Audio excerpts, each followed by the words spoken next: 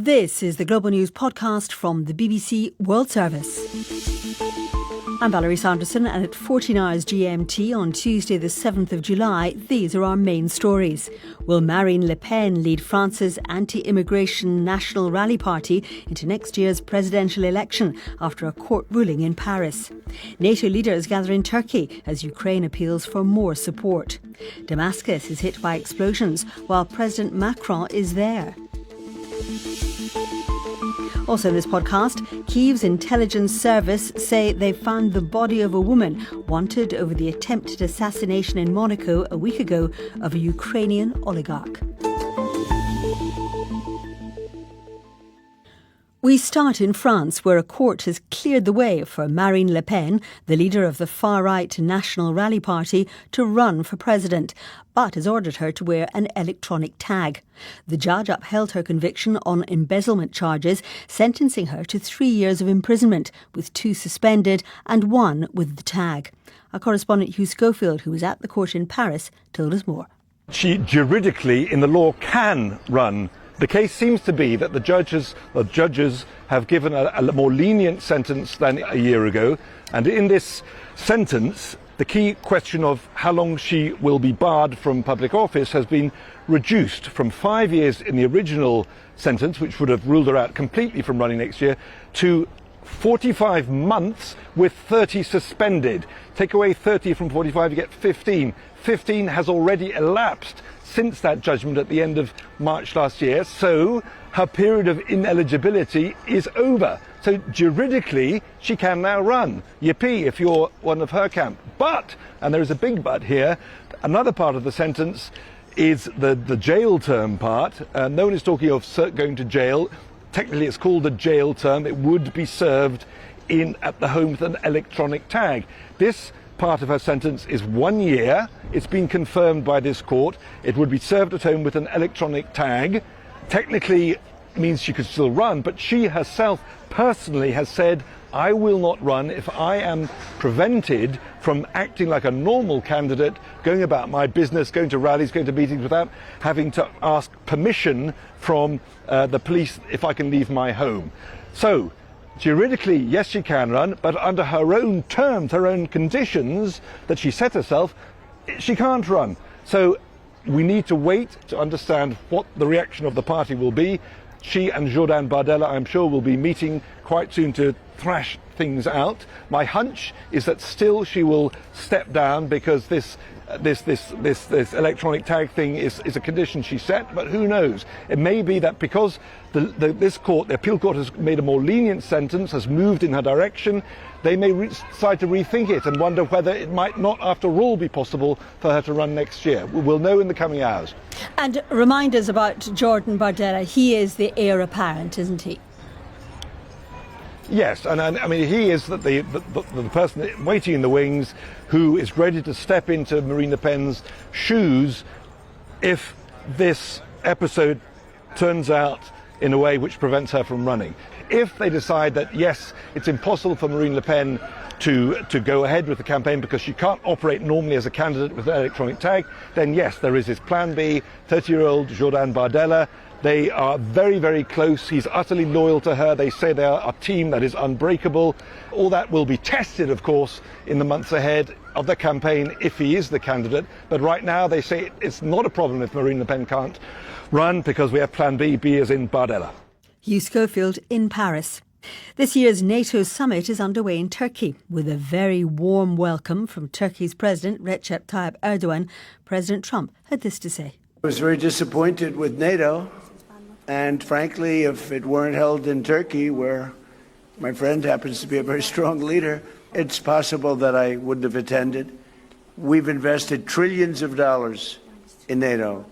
And I say that's fine, but you would think that they'd be very willing to do something to help us. And they really weren't. The issue of defence spending has long dominated his conversations with America's European allies. The president continues to warn of consequences if they don't ramp up military spending to 5% of GDP by 2035.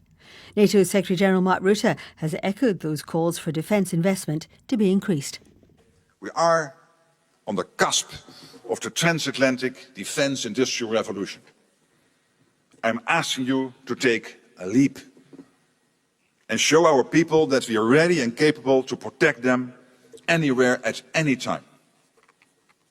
And show Russia and all those watching today that the transatlantic defense industrial base is mobilizing with purpose. Not in anger, but for our collective security. The other big item on the agenda, as it has been at recent summits, is the future of Ukraine, with President Trump expected to meet Ukraine's President Volodymyr Zelensky on Wednesday.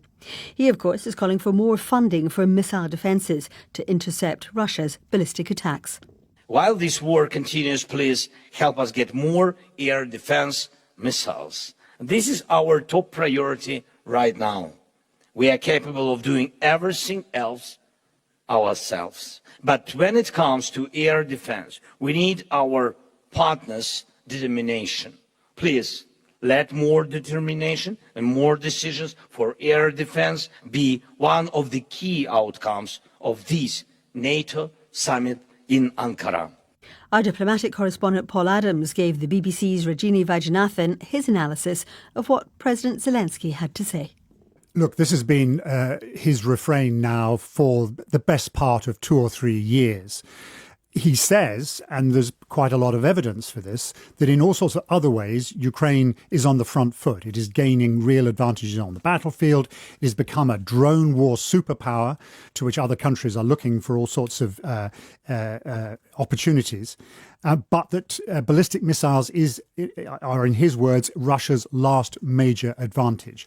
In some of the recent attacks on Kiev and other Ukrainian cities, the Ukrainians have really struggled to shoot ballistic missiles down. And so they need the Patriot, the PAC-3 missile, as it's known, that is only basically made in the United States. One thing that he would like to see, President Zelensky would like to see, would be for the United States finally to grant licenses so that Ukraine can build those missiles in Ukraine, or at the very least elsewhere in Europe. Now, there are all sorts of issues to do with, the transfer of technology, export licenses and so forth. It is a discussion that has been going on for quite some time. I'm sure President Zelensky would love to have some more positive news on that at this summit. There's no immediate prospect of that. Yeah, I mean, you talk about all the asks he has. Many of them involve the US. He's due to be meeting President Trump. Their meetings haven't always gone the way he's wanted them to, have they? No, they haven't. And, that's a relationship which remains, unpredictable and difficult.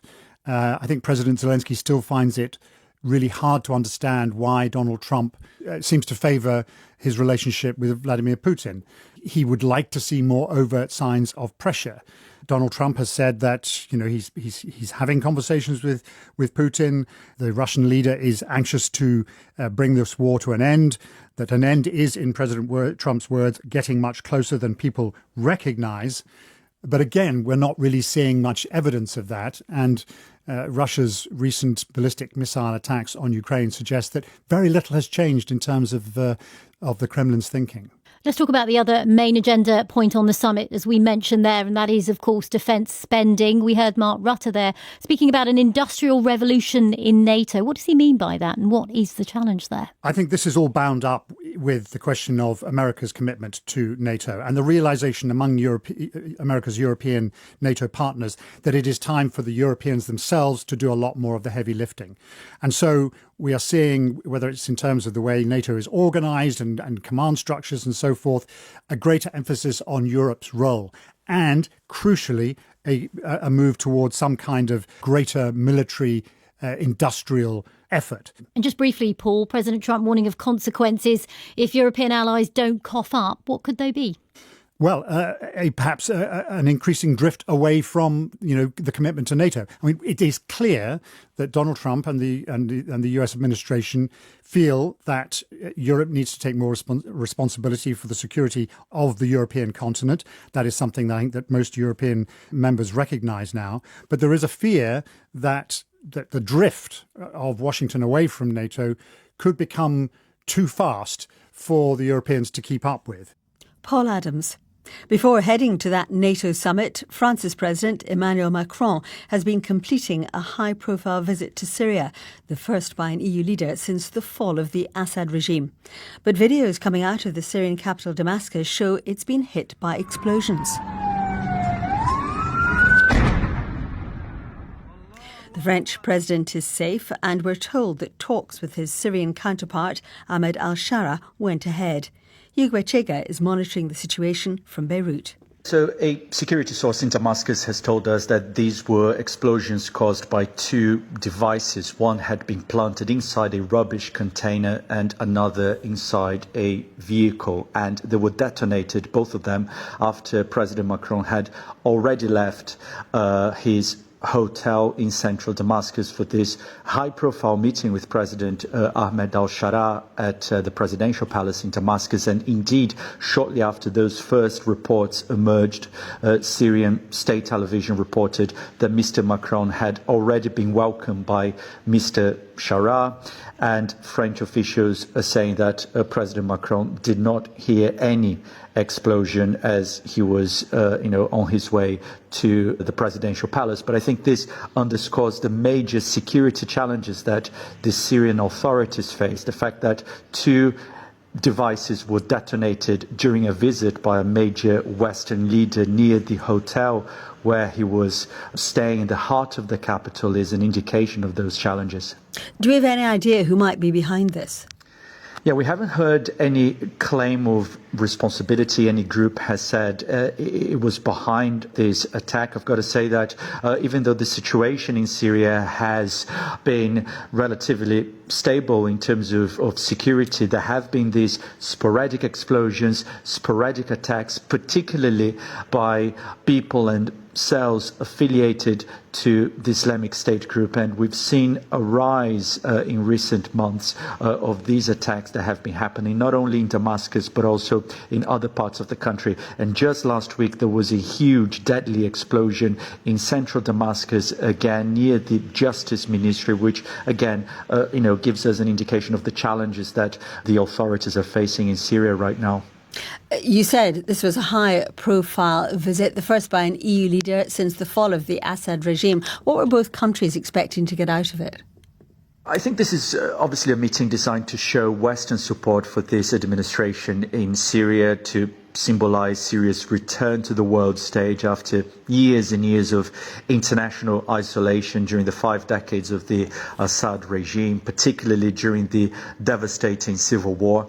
So security issues, as I say, are obviously a key topic. And I think, another key topic here is the economic situation in Syria. So I think one of the goals here of this visit is to give economic support for the country. A number of businessmen have joined Mr. Macron on this visit, and reconstruction of Syria is obviously a key priority after that devastating civil war. Hugo Echega. Still to come in this podcast, research from Italy on the fertility tipping point for women. We thought it was going to be so easy to get pregnant as an older woman, and it's really not.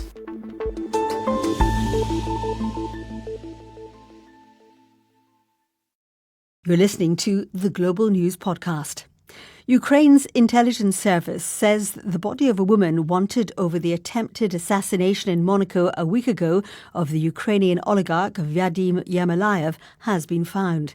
Anastasia Berezovska, who was from Ukraine, was found near the capital Kyiv with gunshots to the head. Our correspondent Sarah Rainsford is there. I should say from the outset that there's a lot of things we still don't know about this case. But what we do know is from a statement from the SBU, which is Ukraine's main intelligence service. And they have said that the body has been found, as you said, with gunshot wounds to the head. And it was found because when Anastasia Berezovska returned to Ukraine from Monaco, there was an investigation underway. Her contacts were followed, and they showed that she was in contact with two men. One of them is an acting officer of Ukrainian military intelligence, and another man is described as a former law enforcement officer. Now, these two men have now been arrested. One of them, the current member of the intelligence service here, has apparently confessed to killing Ms. Berezovska, and he has implicated the second suspect as well. He has said, so the SBU statement stresses, that he was acting on his own initiative and that his superiors within Ukrainian military intelligence knew nothing about what he was up to, and there is no information, no suggestion, no hint even of any kind of motive. But of course, remember that Anastasia Berezovska was the main suspect in the attempted assassination of a Ukrainian multi-millionaire, Vadim Yermolayev, in Monaco just at the end of June. She is suspected of having left a rucksack full of explosives outside his residence in Monaco, which detonated and then caused really catastrophic injuries to Mr. Yermolayev's partner and injured him and his son as well. All of them survived, but she was suspected of attempting that assassination. Well, since we spoke to Sarah, the prosecutor's office has released a video of a basement in a house near Kyiv where Anastasia Berezovska was held before her death. Here in Britain, Nigel Farage, the leader of the right-wing party Reform UK, has announced he's resigning as an MP, but will stand in the by-election that decision triggers in what he called a people versus establishment by-election. For months, Mr Farage, whose party is leading in the opinion polls, has been facing questions over donations he received in the run-up to his election to the UK Parliament in 2024. Over the weekend, this intensified, with the Sunday Times newspaper reporting he'd failed to declare benefits from a man who'd been convicted of fraud in the US. Speaking at a news conference to which no members of the media were invited, Mr Farage insisted he'd done nothing wrong.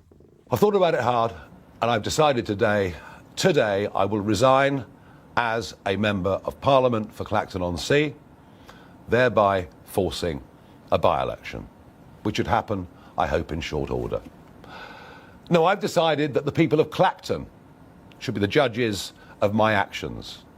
This will be a people versus the establishment by-election. It's a chance to stick two fingers up to the entire establishment, to frankly tell them where to go. And that is why I will be putting my name forward to stand in this by-election. I will fight to win. I will fight to continue the political revolution that Reform has started. Our political correspondent Rob Watson spoke to Rajini Vaidyanathan. Well, it's hugely significant because Reform is the party that is disrupting British politics, threatening the two main parties. And of course, it's led by Nigel Farage, who has led it for some time and who is an absolutely key player. Now, as you said, he's been facing all these allegations that he had these undeclared personal gifts, which he should have made public when he became an MP. And he was essentially facing two choices, that maybe he could just walk away from British politics. Some people maybe thought that that was what he was going to do. Or, Rajini, drumroll, he could come out fighting and say this is all some massive stitch-up by the establishment, the other parties, the media against him, and he was going to come out swinging. And that is what he has done, because essentially he's resigning, saying, I've done nothing wrong. All of this stuff, it's a massive stitch-up. I'm going to let the people of my constituency decide. It's going to be the people versus the establishment in his constituency, which I know rather well. It's on the East Coast, and it looks like I'll be going back there, Rajini. Yes, on the sea, isn't it? It is. Rob, just tell us more about this investigation into allegations over his finances and, of course, what he says about all of that. So briefly, it's two main things. He received a gift of £5 million, which is over $5 million, from a sort of crypto billionaire in Thailand just before he became an MP. And he'd also received, if you like, services in kind from another one of his supporters for running things like social media, lending him an offices. And the way the rules work in Britain is that even if you received payments before you became an MP and the year before you became an MP, you're supposed to declare it if it's got anything to do with politics or could be perceived that way. And Nigel Farage has said, look, none of this stuff was about politics or reform. At the time, I wasn't a politician, so I didn't need to declare it. And let's talk more about, of course, the wider context to all of this. Reform UK, an anti-immigration party here in the UK that, as you say, is fashioning itself as one of the main opposition parties now. Yes, absolutely. I mean, it is the most extraordinary force in British politics because it takes support away from both the Conservatives and Labour. It's entirely, in some ways, destabilised them. It leads in the opinion polls. It doubled its share of the vote at the 2024 election from about 15% up to 30%. It's been struggling more recently, but I mean, undoubtedly, it has set itself up as a plague on the system. We need to throw everything up in the air, remake it, and that, of course, has really rattled the two main parties. And they had been hoping that maybe Mr. Farage was on the run, maybe the party has sort of peaked in its support, and certainly all this shenanigans about his finances has no doubt tarnished his appeal. But I mean, what's really interesting is that far from walking away from it all, he's going to stand and fight. Rob Watson. New research from Italy suggests women hit a fertility tipping point at 49, even if using younger donor eggs during the process of IVF, a fertility treatment in which eggs are fertilised with sperm outside the body and then implanted. The researchers from a fertility institute in Verona say the findings challenge the idea that donor eggs can fully reset the reproductive clock, but should not put older couples off trying. Our health reporter, Michelle Roberts, has more. Even with young donor eggs, older women using IVF had a much lower chance of their fertility treatment working, with a marked drop-off at around age 49.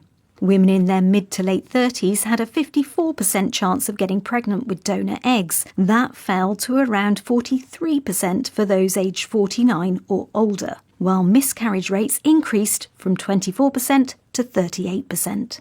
In the older women, the researchers also noticed age-related changes to the womb lining, or endometrium, where a fertilised egg or embryo implants to grow. While the thickness was similar, the condition declined with age. Experts say this shouldn't put older couples off trying fertility treatment. Sharon Marshall went through 6 years of IVF attempts in her 40s before giving birth to her daughter Betsy. We thought it was going to be so easy to get pregnant as an older woman, and it's really not. I think as an industry we sometimes need to talk about failure. We need to be honest about the fact that more cycles don't work than do, and I think women deserve honesty. Research like this may help improve fertility success rates. Experts stress the health of the womb and ovaries differs from woman to woman. Michelle Roberts. On the last edition of this podcast, we heard a report from the BBC's chief international correspondent, Lise Doucette. She was in Tehran, where the funeral procession for Iran's late supreme leader was taking place. It prompted a listener, Jen, to get in touch with us. She rightly observed that every report from inside Iran is always preceded by the following caveat, that Lise is reporting there on the condition that none of her material is used on the BBC's Persian service, and that the restrictions apply to all international media organisations operating in Iran. Jen wrote that this made me wonder what kind of reports do go out on the Persian service. It might be an interesting window on life in Iran during such a complicated time. Well, we have someone who can answer that. Jia Gol is from the BBC's Persian service, and we put Jen's question to him. Well, I just want to thank Jen for the question. I think it's a very valid question. And thank you for the opportunity. Let us explain exactly what's happening. So the Iranian government is very strict on journalists. We don't have an office in Iran. We are not allowed to operate in Iran. But despite this, we have around 20 million viewers weekly. And if you just look at our Instagram, has more than 23 million followers, and so many more who are afraid even to follow us inside Iran because of the regime. Even some people, if they give us an interview, they could be prosecuted. The Iranian regime trying to control the narrative only allows international journalists go to the country when they think they can show the unity in the country. And in fact, in January this year, thousands of young protesters, men and women, were killed. Simply, they went to the streets. Of course, they didn't allow any journalists to go there. And obviously, we as a BBC Persian, we have networks of trusted people inside Iran we can rely on. citizen journalists also. And obviously, we have a lot of pictures from the state television itself. But what we do normally, we bring experts, people who have a real knowledge, give an accurate picture of what is going on inside the country. You may be surprised, even we have heard some of Iranian officials in power. They don't trust their own state media because it's all propaganda. But they tune into BBC to see exactly what is happening inside the country. I just want to give you an example. A few years ago in Istanbul, I saw Iran foreign minister. He recognized me by face. He said, "Oh, you are in the BBC." He says, "Oh, I'm glad you are watching BBC." No, I don't watch BBC. He said, "How do you know me then?" BBC Persian, I think, amongst all the languages in the BBC World Service, we are the busiest one for obvious reason. Just look at the past 2 years. Just imagine the breaking news and the kind of load we have. So sometimes when something important like this happening, we increase our daily program. We have 8 hours live program, and obviously it's repeating itself. But when there is a breaking news, some important issues happening, so we increase our bulletins. For example, if normally we start 2:30 BST British time, we start at 11:30. If there is something happening, if there is let's say, war, if there is a protest in Iran, if there is a negotiation with the US. So BBC Persian is extremely busy. I don't know if should I say unfortunately or fortunately. As a journalist, I think we're going to have a job for the next 5,000 years. And that was Gia Gall. And if you want to get in touch, you can, like Jen did, email us at globalpodcast@bbc.co.uk. And that's it from us for now. You can also find us on X at BBC World Service. Use the hashtag Global News Pod. And don't forget our sister podcast, The Global Story, which goes in depth and beyond the headlines on one big story. This edition of the Global News Podcast was mixed by Volodymyr Muzechka. The producer was Charles Sanctuary. The editor is Karen Martin. I'm Valerie Sanderson. Until next time, bye-bye.